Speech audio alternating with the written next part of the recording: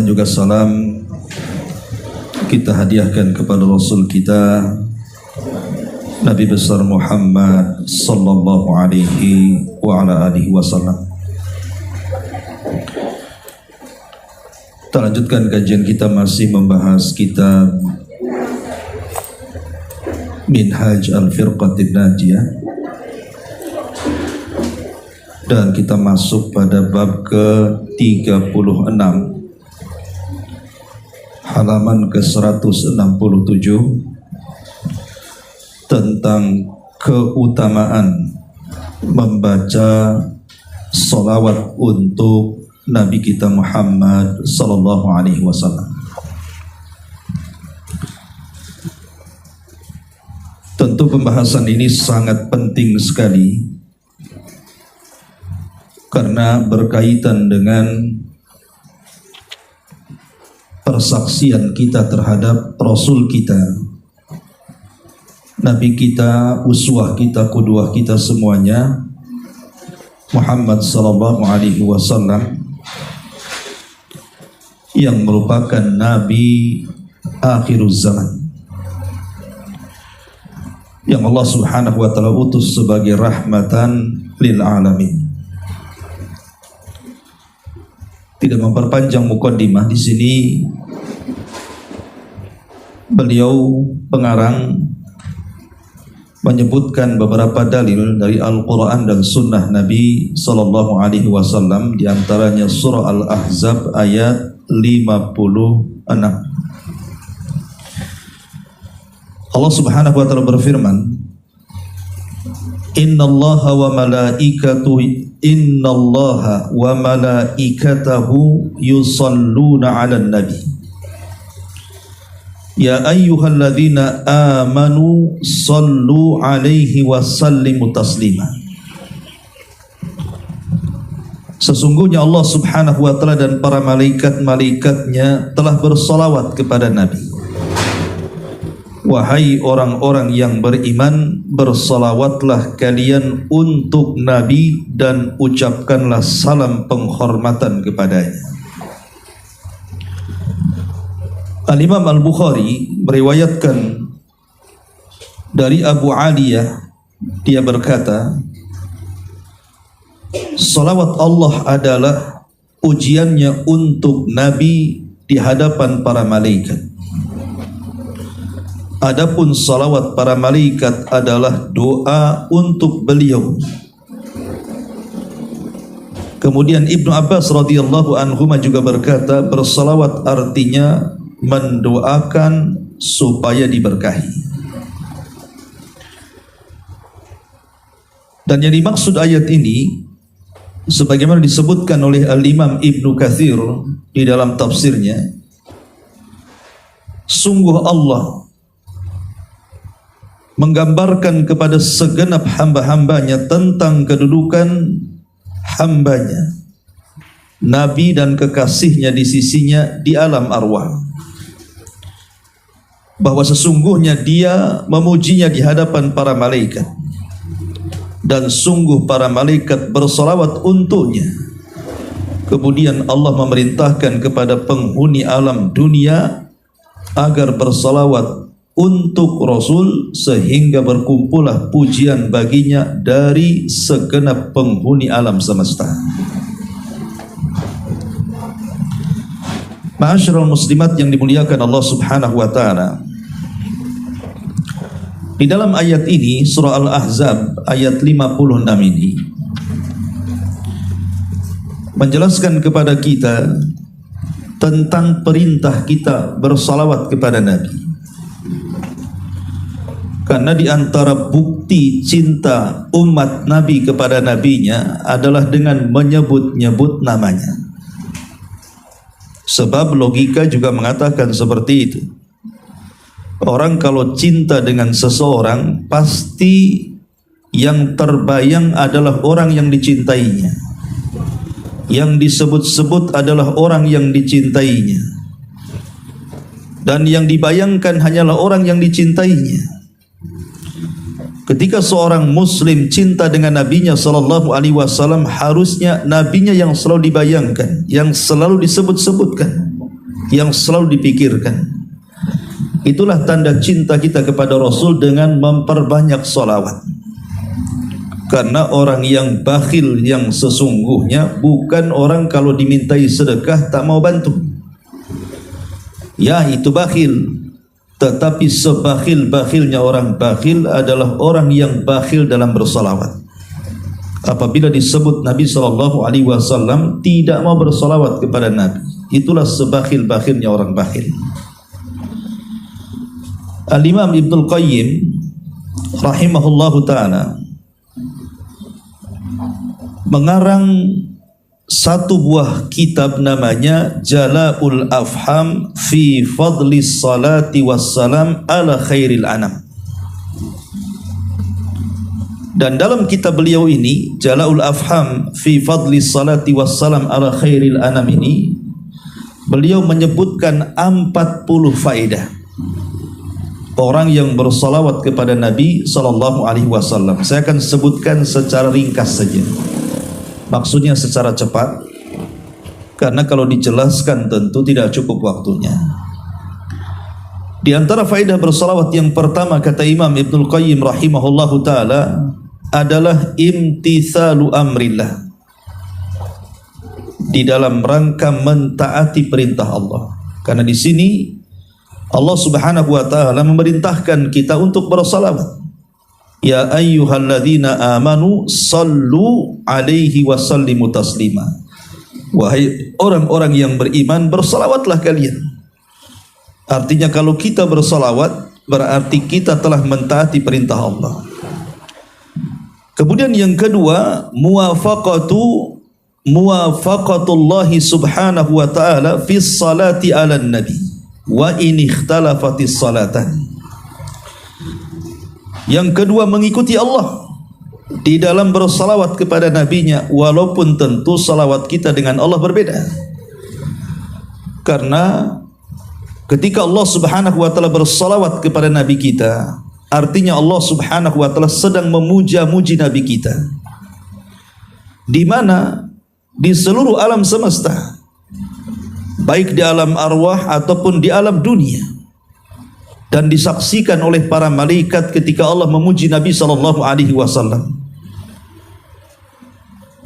Dan ketika kita bersalawat kepada Nabi SAW, artinya kita meminta kepada Allah agar Allah memuja-muji Nabi kita di hadapan para malaikatnya dan di hadapan seluruh makhluknya. Jadi sebagaimana Allah juga bersalawat kepada Nabi, kita juga bersalawat kepada Nabi, maka bersalawat itu mengikuti Allah di dalam bersalawat kepada Nabi, walaupun tentu salawatnya berbeda. Yang ketiga, muwafaqatul malaikati fiha, mengikuti malaikat di dalam bersalawat. Karena malaikat juga bersalawat kepada Nabi kita, kita juga bersalawat. Kalau Allah dan malaikatnya saja bersalawat, masa kita tidak bersalawat kepada Nabi SAW? Kemudian yang keempat, al-husul ala ashri salawati binallahi ta'ala alal musalli marratan wahidatan. Orang yang bersalawat satu kali saja akan memperoleh balasan 10 kali lipat salawat dari Allah Subhanahu wa ta'ala. Maknanya, kalau kita mengatakan Allahumma salli ala Muhammad, artinya, ya Allah, pujilah Nabi kami Muhammad SAW di hadapan makhlukmu di atas sana, maka Allah Subhanahu wa ta'ala akan memuji balik kepada kita yang bersalawat satu kali 10 kali pujian di hadapan para malaikatnya. Artinya kita akan menjadi selebritis langit, terkenal di langit karena pujian-pujian Allah kepada kita dikarenakan salawat kita kepada Nabi SAW. Kemudian yang kelima, yarfa'ul abdu biha asyur atau yurfa'ul abdu biha asyru darajat. Dengan salawat akan diangkat derajat seorang hamba 10 kali lipat. Dengan salawat Allah akan mengangkat seorang hamba 10 kali lipat. Kapan diangkatnya derajat? Kelak di surga. Orang-orang yang banyak bersalawat akan diangkat tempatnya di surga. Kemudian juga yang keenam, yuktab lahu biha asyru hasanah. seorang hamba yang bersalawat akan ditentukan baginya 10 kebaikan pahala. Kemudian yang nomor 7, yumhalahu biha asyru sayyi'ah. Seorang hamba yang bersalawat akan dihapuskan 10 keburukan dosa. Lihat bagaimana di sini orang yang bersalawat akan dipuji 10 kali lipat dengan 1 kali salawat kepada Rasul, kemudian dicatat 10 kebaikan, kemudian dicatat dihapuskan 10 keburukan, kemudian diangkat juga derajatnya. Ini luar biasa orang yang bersalawat kepada Nabi sallallahu alaihi wasallam. Kemudian yang nomor 8, salawat itu merupakan sebab dikabulkan doa. Annaha sababun fi ijabati doa. Jadi kalau doa-doa kita ingin diijabah oleh Allah Subhanahu wa taala, maka selipkan dalam setiap doa-doa kita itu, setelah memuja dan memuji Allah Subhanahu wa taala, bersalawat kepada Nabi. Jadi puji dulu Allah Subhanahu wa taala, kemudian puji Rasul dengan bersalawat kepadanya, kemudian berdoa, dan itu sebab mustajab doa. Kemudian yang nomor 9 kata Imam Ibnul Qayyim, sababu husuli syafa'atil Mustafa sallallahu alaihi wasallam. Dan salawat juga merupakan sebab orang itu akan memperoleh syafaat Nabi. Jadi kalau ingin mendapatkan syafaat Nabi, perbanyak salawat kepada Nabi. Kemudian yang nomor 10, sababu li ghufrani dzunub. Salawat itu merupakan sebab orang akan memperoleh ampunan dari dosa-dosa. Terkadang kita ini setiap hari banyak melakukan dosa, entah mata kita, telinga kita, lisan kita, badan kita, dan kita malas untuk bertobat kepada Allah Azza wa Jalla. Maka dengan cara banyak bersolawat kepada Rasul, maka itu merupakan sebab ampunan dari dosa. Kemudian yang nomor 11, sababun likifayatillahi subhanahu wa ta'ala al-abda ma'ahammahu. Salawat merupakan sebab Allah mencukupi apa yang dibutuhkannya. Jadi salawat itu adalah menjadikan sebab bagi seorang hamba yang sedang bingung, yang sedang stres karena sebuah persoalan, maka dengan memperbanyak salawat akan dicukupkan apa yang dimaukannya. Makanya dahulu ada seorang sahabat namanya Ubay ibn Ka'ab radhiyallahu anhu. Ubay ibn Ka'ab radhiyallahu anhu. Jadi Ubay ibn Ka'ab ini datang kepada Nabi sallallahu alaihi wasallam, kemudian bertanya, "Ya Rasulullah, inni uqsiru salata 'alaika, fakam aj'alu laka min salati?" Kata Ubay ibn Ka'ab, "Wahai Rasul, saya ingin memperbanyak salawat untukmu. Kira-kira berapa banyak aku harus bersalawat untukmu dari doa-doaku?" Maka Rasul SAW mengatakan, "Ma syi'ta, terserah engkau wahai Ubay." Qala, maka aku katakan, "Qultu ar-rubu." Kata Ubay, "Bagaimana kalau 1/4 dari doaku aku gunakan untuk bersalawat kepadamu?" Qala, maka Rasul mengatakan, "Ma syi'ta, terserah engkau, fa in zidta fa huwa khairun laka."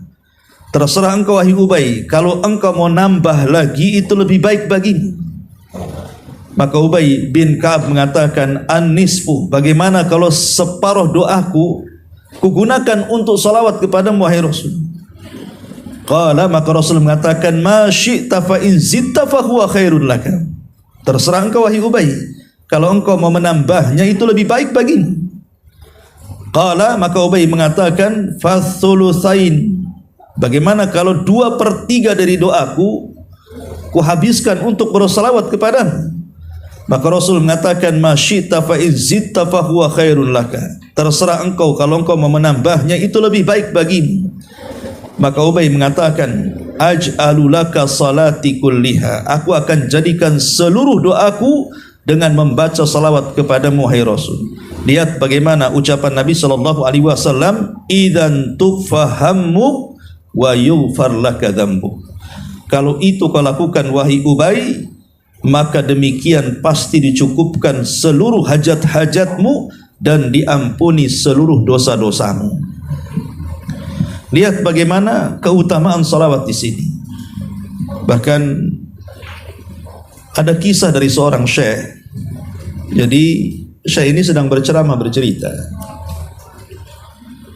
Jadi ada anak muda tiba-tiba menelpon syekh ini, dan kejadiannya ada di Riyadh.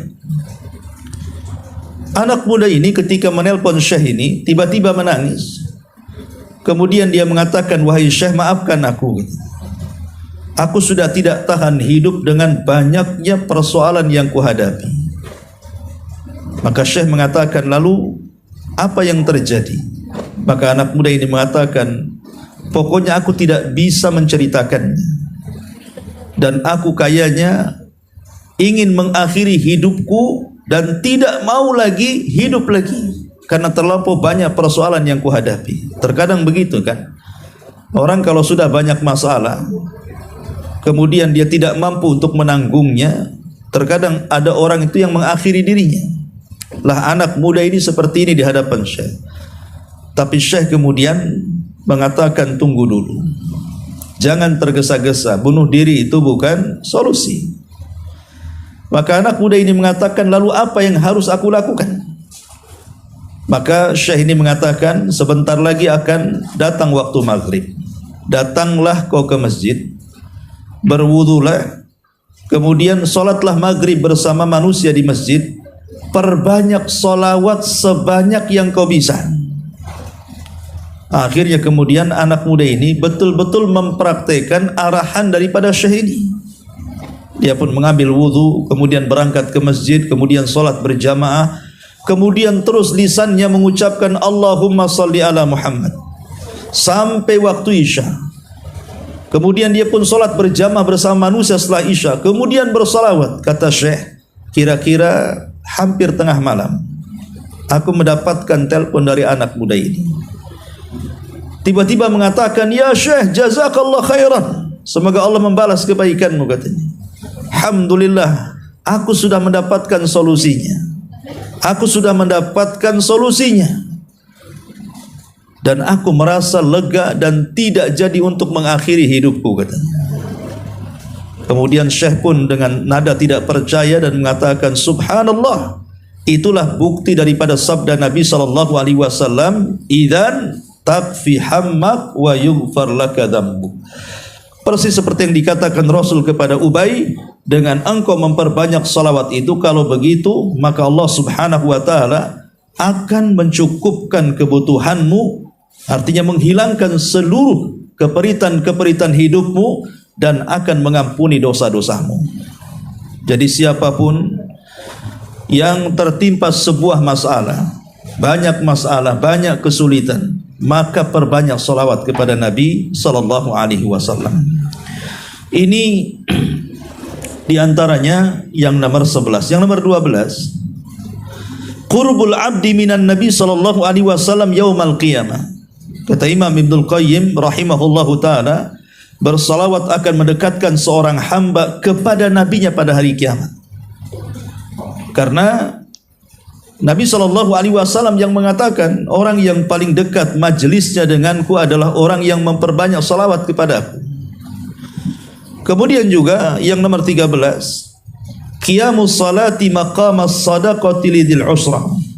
Kedudukan salawat itu seperti kedudukan sedekah saat sulit. Orang yang bersedekah saat kesulitan, maka Allah Subhanahu wa taala akan meluaskan rezekinya. Allah mengatakan, fa in qudira alaihi rizquhu falyunfik. Allah mengatakan, kalau seandainya disempitkan rizkimu, maka bersedekahlah. Kalau seandainya disempitkan rizkimu, kata Allah, bersedekahlah. Karena dengan sedekah itu bisa melapangkan rizki seseorang. Lah kedudukan salawat itu sama. dengan orang yang bersedekah di waktu sulit, maka akan bisa mengembangkan usaha, memudahkan rizki, memudahkan usahanya, dan begitu seterusnya bagi orang yang terus bersalawat kepada Nabi SAW. Kemudian yang ke-14, sababu liqada'il hawaij.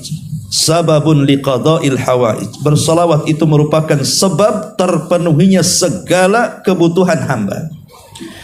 Kemudian yang nomor 15, sababun li salatillahi wa malaikatihi alaihi. Orang yang bersalawat akan menyebabkan para malaikat, bahkan Allah Subhanahu wa taala juga bersalawat kepadanya. Jadi kalau kita bersalawat kepada Nabi, Allah dan malaikat juga bersalawat kepada kita. Kemudian yang nomor 16, sababu zakatil musalli wa taharati lahu. Merupakan sebab dibersihkan dan disucikan bagi orang yang suka bersalawat. Jadi orang yang bersalawat itu hatinya akan bersih, hatinya akan jernih, dan kejernihan hati dan kebersihan hati itu membuat lapang hati, dan kelapangan hati itu membuat semuanya tenang, semuanya senang dan bahagia. Karena kebahagiaan itu ada di lapang dada. Orang kalau dadanya lapang bahagia, tapi kalau orang yang sempit dadanya pasti tidak akan bahagia. Maka orang yang bersalawat itu akan melapangkan dada karena akan membersihkan dadanya. Kemudian juga yang nomor 17, sababu tabsyiril abdi bil jannati qabla mautihi. Bersalawat itu merupakan sebab seorang hamba diberi kabar gembira dengan sorga sebelum wafatnya. Jadi orang-orang yang banyak bersalawat dan dia istiqamah dengan salawatnya, maka saat kematiannya akan datang para malaikat dan mengatakan, alla takhafu wa la tahzanu wa abshiru bil jannati allati kuntum tu'adun. Jangan takut, jangan sedih, karena Allah telah menghadiahkan sorga untukmu.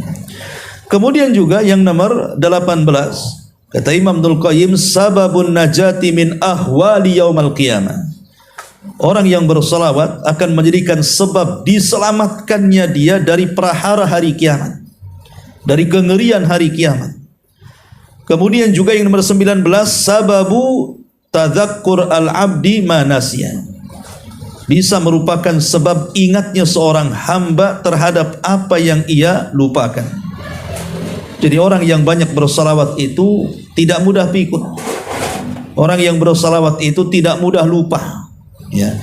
Kemudian juga yang nomor 20, sababu raddis salamin Nabi sallallahu alaihi wasallam 'alal musalli, merupakan sebab orang yang mengucapkan salawat dan juga salam akan memperoleh balasan langsung yang sama dari Nabi sallallahu alaihi wasallam. Bahkan kalau kita bersalawat kepada Rasul, maka ruh Nabi sallallahu alaihi wasallam akan pulang ke jasadnya kemudian menjawab salam kita.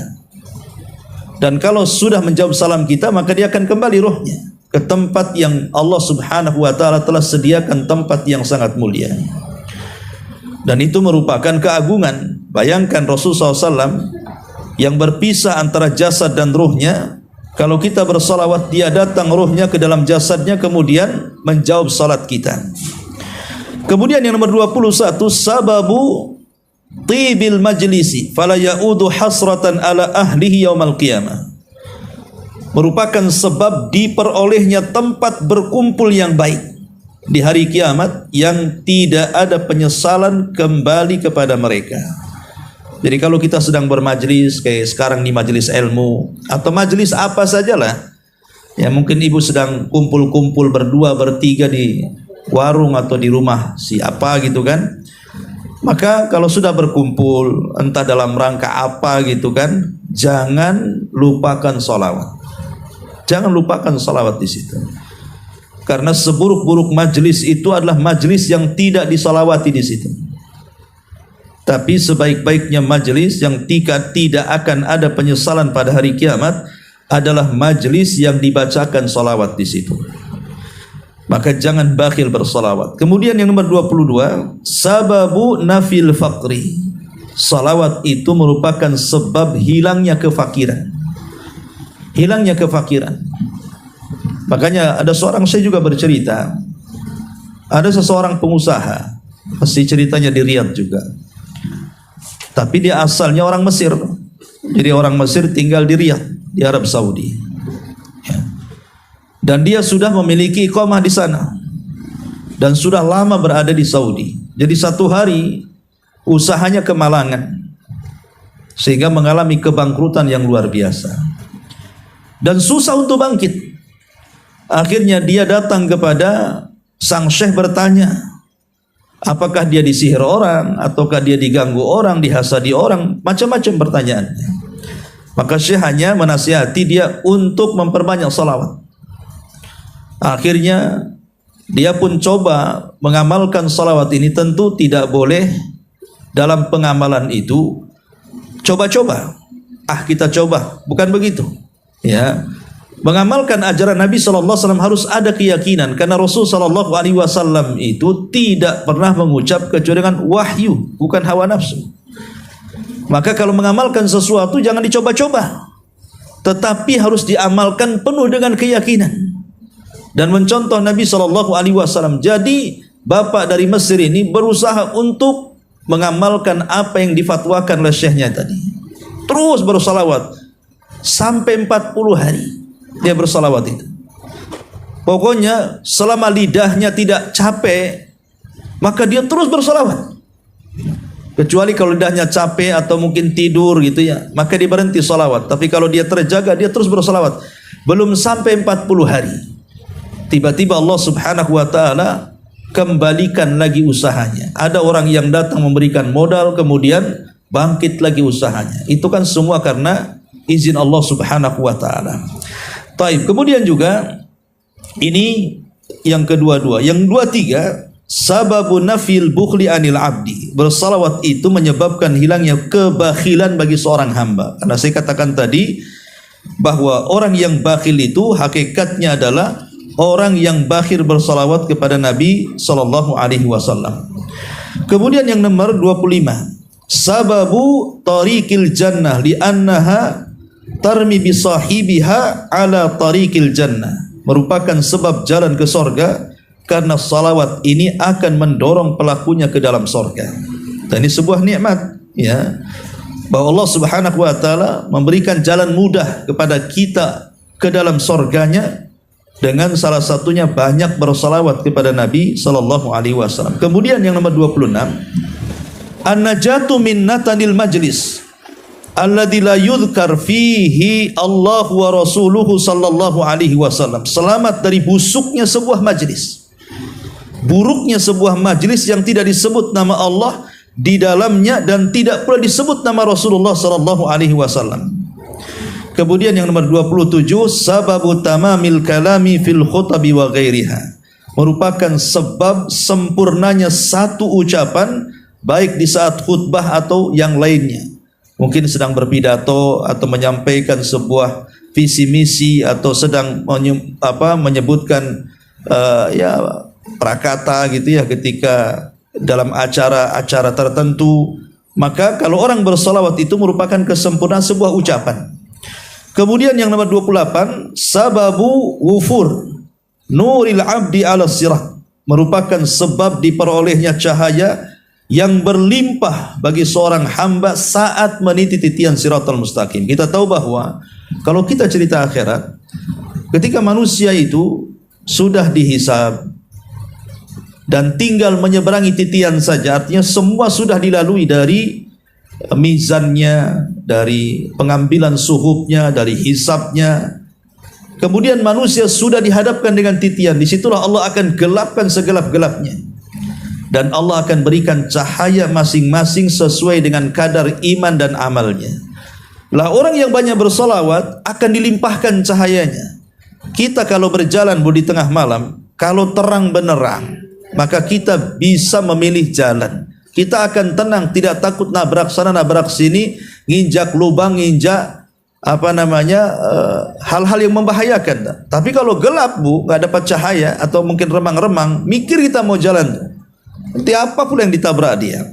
Lah di sini orang-orang yang bersalawat kepada Nabi SAW, kata Imam Ibnul Qayyim, merupakan sebab diperolehnya cahaya yang berlimpah bagi seorang hamba taat saat berada di titian sirat.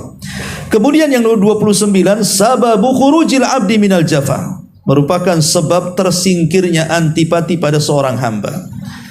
Maksudnya seorang hamba kalau banyak bersalawat itu akan lembut hatinya. Seorang hamba yang bersalawat itu tidak akan mudah marah, mudah emosi gitu ya. Tidak keras dengan orang, diberikan kelembutan sehingga mudah bermuamalah dengan manusia. Kemudian yang nomor 30, sababu li ibqaillahi ta'ala as-sana al-hasan lil musalli alaihi baina ahli samai wal ard. Merupakan sebab langgengnya sanjungan yang baik bagi orang yang bersalawat kepada Nabi di antara penghuni langit dan bumi. Artinya nama kita akan disebut-sebut semua makhluk karena pujian Allah kepada kita.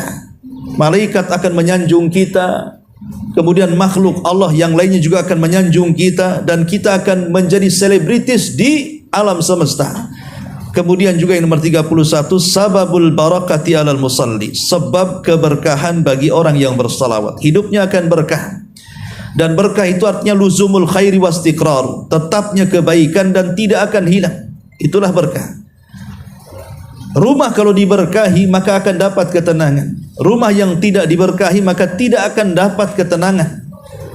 Maka orang yang bersalawat kepada Rasul maka akan turun berkah kepada kehidupannya. Berkah anaknya, berkah keluarganya, berkah usahanya, dan berkah-berkah yang lainnya. Kemudian nomor 32, sababu naili rahmatillahi azza wa jal.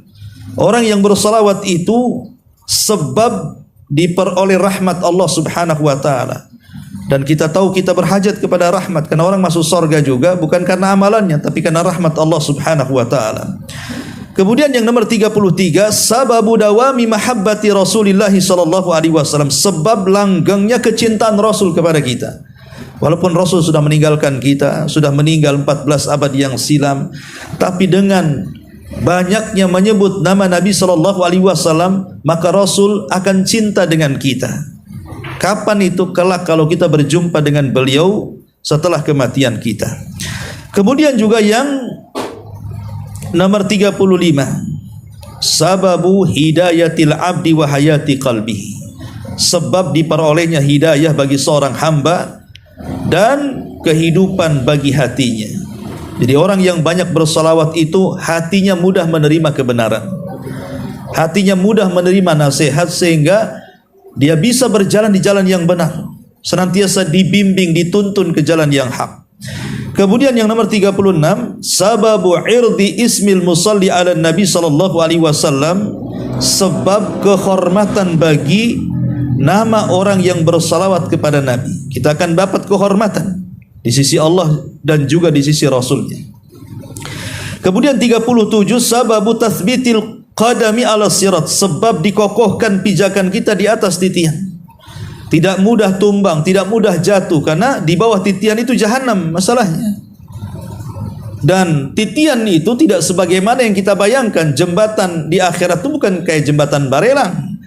Jembatan di akhirat itu lebih halus dibandingkan rambut, lebih tajam dibandingkan pedang, bahkan dia bergoyang-goyang dan tidak tetap gitu ya. Dan ada kalalib, ada pengait-pengait yang sekali-kali bisa saja menyambar kita. Tapi orang yang banyak bersalawat, kata Imam Ibnul Qayyim, sebab dikokohkan pijakan kita di atas titian siratal mustaqim saat kiamat. Kemudian yang nomor 38, sababu ada ibadi haqqil Mustafa alaihi salatu wasalam, sebab dipenuhinya sebagian hak Nabi. Karena Nabi itu kan menuntut hak kepada umatnya. Salah satu tuntutan Nabi adalah dengan memperbanyak salawat kepadanya. Kemudian yang nomor 39, annaha mutadhamminatun li dzikrillahi wa syukrihi ta'ala, bahwa dalam salawat itu mengandung zikir dan syukur kepada Allah subhanahu wa ta'ala. Selain berzikir dan juga bersyukur kepada Allah subhanahu wa ta'ala, bahwa Allah sudah mengutus kepada kita seorang Nabi pembawa hidayah dan rahmat yang menunjukkan jalan kita ke surga.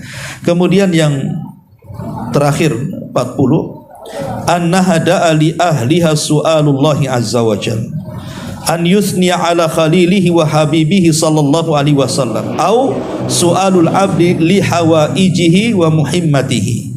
Salawat itu adalah doa karena di dalamnya mengandung permintaan kepada Allah untuk menyanjung kekasihnya dan kecintaannya, yaitu Nabi sallallahu alaihi wasallam, atau permohonan seorang hamba atas kebutuhan dan hajat-hajatnya. Artinya salawat itu doa, ya, mengandung doa permintaan kepada Allah untuk menyanjung kekasihnya, seperti yang dikatakan di sini pengarang kitab ini, bahwa ketika Allah mengatakan ya ayyuhalladzina amanu sallu alaihi wa sallimu taslima, kata Imam Ibnu Katsir bahwa makna bersalawat itu hakikatnya kita sedang menyanjung Nabi kita agar Allah memuji-mujinya di hadapan makhluk yang ada di atas sana. Dan dengan itu juga hajat-hajat dan kebutuhan kita akan dipenuhi oleh Allah Subhanahu wa taala. Al jaza min jinsil amal, bahwa balasan itu disesuaikan dengan amalan kita. Ketika kita banyak bersalawat, maka hajat-hajat kita akan dipenuhi Allah Subhanahu wa taala. Inilah 40 faedah bersalawat berdasarkan perkataan Al-Imam Ibnul Qayyim rahimahullahu ta'ala yang saya ringkas dalam kitabnya Jala'ul Afham fi fadli salati wassalam ala khairil anam. Baik, kita perhatikan di sini kitabnya. Ya. Setelah kita tahu bagaimana keutamaan yang luar biasa dari salawat ini, di sini beliau mengatakan pertama, kandungan ayat surah Al-Ahzab tadi, Allah memerintahkan kita agar mendoakan dan bersalawat untuk Rasulullah, bukan sebaliknya, memohon kepada beliau sebagai sesembahan selain daripada Allah, atau membaca Al-Fatihah untuk beliau sebagaimana yang dilakukan oleh banyak manusia. Jadi perintah kita kepada Rasul itu bersalawat, bukan menjadikan Rasul Tuhan selain Allah, bukan kita menyembahnya. Karena sesembahan kita itu hanya Allah saja. Dialah zat yang esa semata. Qul huwallahu ahad. Bukan kita sembah Nabi itu. Dia Nabi, dia bukan Tuhan. Jadi tidak perlu kita meminta kepada Nabi sebagaimana yang ma'ruf dilakukan orang awam kalau datang ke Madinah. Kadang-kadang kemudian masuk ke makam Nabi SAW. Terkadang ada sebagian mereka yang mengusap-ngusap kuburannya, meminta-minta hajatnya. Nabi bukan Tuhan, dia Nabi. Kita mendudukkan dia sebagaimana Allah telah mendudukannya. Jangan melewati batas kedudukan yang Allah telah berikan kepada Rasul. Dia manusia sama dengan kita. Dia seorang hamba, makanya kita sering menyebut Abdullahi wa Rasuluh. Dia hamba. Apa artinya hamba? Jangan disembah. Tapi karena dia Rasul juga jangan didustakan. Ya. Ini yang pertama. Yang kedua, bahwa bacaan salawat untuk Nabi SAW yang paling utama yang beliau ajarkan kepada para sahabat adalah salawat Ibrahimiyah. Jadi kalau ibu ingin bersalawat dengan salawat terbaik kepada Nabi kita, ya tentu kita harus bersalawat dengan salat terbaik kan Bu. Sebagaimana kalau ibu datang kepada orang tua, tentu kita juga akan mempersembahkan yang terbaik dari ucapan hati-hati, dari hadiah juga demikian. Maka kepada Nabi harus lebih daripada kepada orang tua. Karena kecintaan kita kepada Nabi harus lebih dibandingkan kecintaan kita kepada anak, orang tua dan siapapun yang kita cintai. Lah, Rasul sudah mengajarkan salawat terbaik kepada para sahabat adalah salawat Ibrahimiyah. Itu salawat terbaik. Jadi kalau ingin kita bersalawat, tidak perlu Bu, kita ini bersalawat dengan salawat-salawat yang dibuat-buat manusia. Kan banyak tuh, nanti beliau juga akan menyebutkan tentang salawat-salawat yang dibuat manusia setelah bab ini, ya.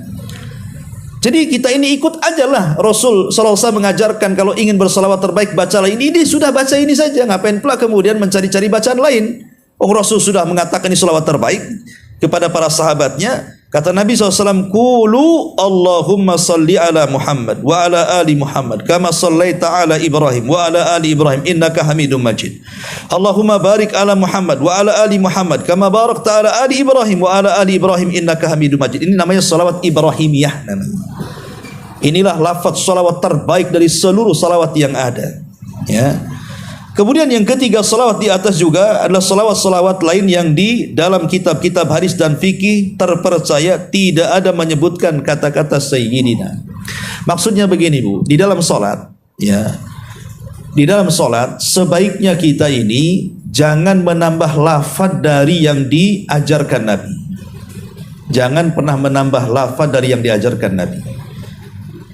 Memang Rasul pernah mengatakan ana sayyidu waladi bani Adam. Saya ini pemimpin seluruh anak Adam pada hari kiamat wala fakhr, dan saya tidak sombong. Rasul mengatakan ana sayyid. Tetapi ketika Nabi SAW mengajarkan salat kepada para sahabat tidak ada tambahan sayyid di situ. Tidak dikatakan Allahumma sholli ala sayyidina, enggak ada.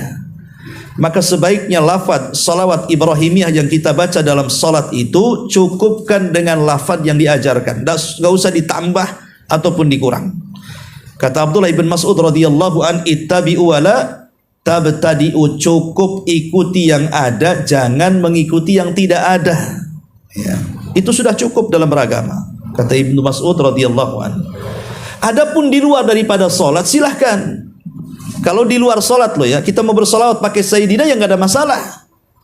Karena di luar salat itu tidak ada perintah, lafadznya harus sebagaimana perintah Rasul ketika melafadzkan dalam salat. Ini kan khusus dalam salat, jangan menambah sayyidina. Tapi di luar salat tidak ada masalah. Saya katakan Allahumma sholli ala sayyidina, nggak ada masalah. Karena itu bagian daripada pujian. Karena sifat solat itu tauqifiyah, terima jadi. Kalau solat itu kan tauqifiyah, terima jadi, di mana seluruh lafaz-lafaz yang kita lafazkan dalam solat itu diajarkan semuanya, dari takbirnya, bacaan takbirnya, dari ruku, bacaan rukunya, dari tasyahud, bacaan tasyahudnya, termasuk juga bacaan solawatnya itu sifatnya tauqifiyah, terima jadi, kiriman langsung, tidak boleh ditambah, nggak boleh dikurang. Tapi kalau di luar solat ya tidak ada masalah, insya Allah. Kemudian yang nomor 4 di sini, Nabi SAW bersabda, "Idza sami'tumul muadzin, faqulu mithla ma yaqul, thumma sallu alayya, fa inna man shalla alayya salatan sallallahu alaihi biha 'ashran, thumma sallallahu li al-wasilata fa innaha manzilatun fil jannah la yanbaghi illa li abdin min ibadillah wa arju an akuna ana huwa faman sa'ala lil wasilata khallat lahu syafa'ah." Jika kalian mendengar muadzin, maka ucapkanlah seperti apa yang diucapkan muadzin, kemudian bersalawat untukku, karena sesungguhnya barang siapa yang bersalawat untukku 1 kali, maka Allah akan bersalawat untuknya 10 kali. Kemudian mohonlah kepada Allah wasilah untukku, sesungguhnya ia adalah satu tempat derajat yang tinggi di sorga. Ia tidak pantas kecuali untuk seorang hamba dari hamba-hamba Allah menempati kedudukan itu, dan aku berharap bahwa hamba itu adalah aku. Barang siapa meminta wasilah kepadaku, maka ia berhak mendapatkan syafaat aku, kata Nabi sallallahu alaihi wasallam. Artinya, kata beliau, kalau kita mendengar azan, Bu, orang muazin sedang mengumandangkan azan, Allahu akbar, Allahu akbar, Allahu akbar, Allahu akbar, sampai kepada selesai azan, maka yang pertama kali Ibu baca apa? Salawat. Langsung bersalawat. Setelah mendengar azan, Ibu jawab menjawab setiap apa yang diucapkan muadzin. Kalau muadzin mengatakan Allahu akbar, kita kata Allahu akbar. Kecuali dalam hayya 'alas shalah, hayya 'alal falah, kita katakan la haula wala quwata illa billah, kan begitu ya.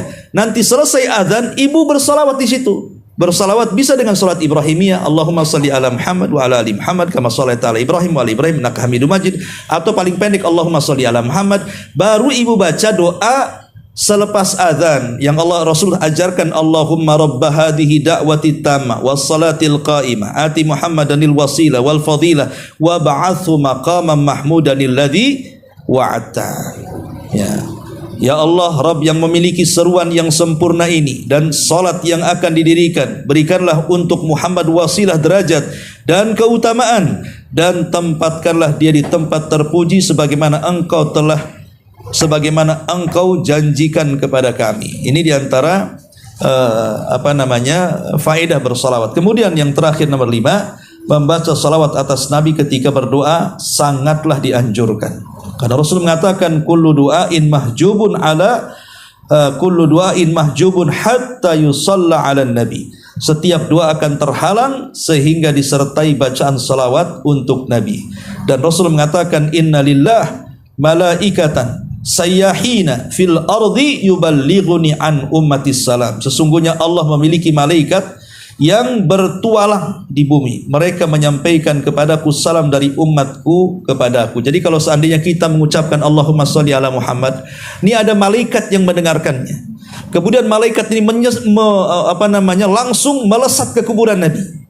Kemudian memberitahu, wahai Nabi, ya, bahwa si fulan bersalawat kepadamu.